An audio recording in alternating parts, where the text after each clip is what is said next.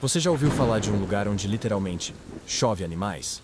Na pequena cidade de Ioro, em Honduras, acontece um fenômeno único no mundo: chuva de peixes.